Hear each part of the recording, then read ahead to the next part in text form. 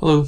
In this video we're going to talk about messenger snippets. We're going to discuss setting them up and managing them. So messenger snippets are pre-written templates that you would use in Messenger to send just sort of redundant messages that you would end up sending over and over again. These could be, answers to questions or just links to resources or anything that you would send to someone, or just maybe a set of conversation starters or ways of engaging your prospects or leads that you would use over and over but not want to type every single time.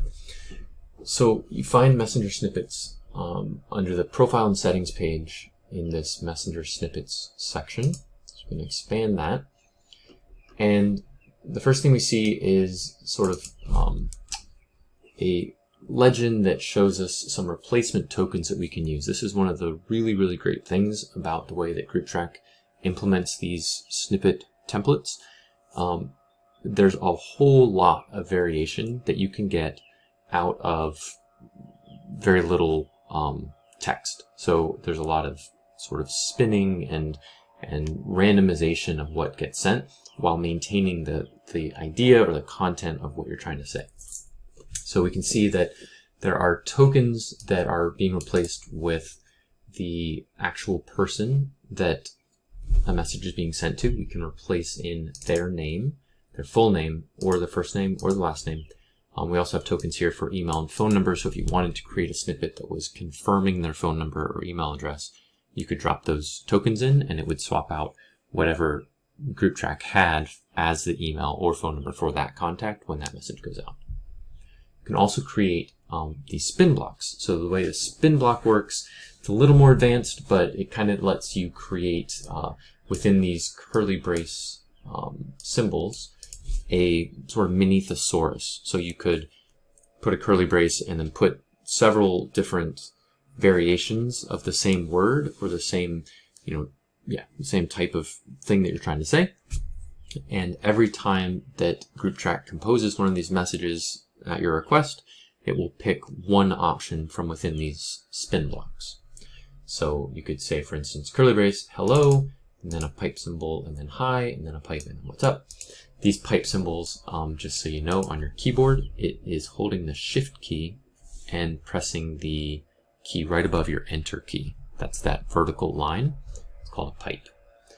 So that's how you can compose those. And you can also create new lines, so line breaks within messages by holding the shift key and pressing enter. If you just push enter, it will save it. If you hold shift and press enter, it'll create a new line. So let's look at a sample welcome message. So in here, I've got 3 sections: greetings, the message body itself, and then closers. These are, the greeting and the closer are optional. The greeting would obviously be just some preliminary text. The message is going to be the main meat of what you're trying to say, and the closer would be something you want to end with. This uses what appears like a tagging system, and the individual tags are different versions of each of these blocks. So you have different versions of your greeting, different versions of the message, different versions of the closers, and these you want to do at least, a couple and have them saying generally the same thing. Maybe, the syntax is swapped, or the sentence structure is different, or the wording that you're using is a little bit different in each one, but they're getting across the same idea. So I could say this is the message body, or as a separate option for GroupTrack to pick from, I may say the message body is here, right? So those are kind of saying the same thing. And when GroupTrack, again, composes this message, it's going to pick one greeting at random, one message at random, and one closer, and stitch them together into a message that's going to go out. Again, within each of these little blocks, we can use these advanced spin blocks. So I could say, this is the, and then block out here, message or note body. Okay, so then if GroupTrack happens to pick this tag when it's creating its message, it will then also pick one of these two words within that one message body. Super advanced. The possibilities here are pretty much endless.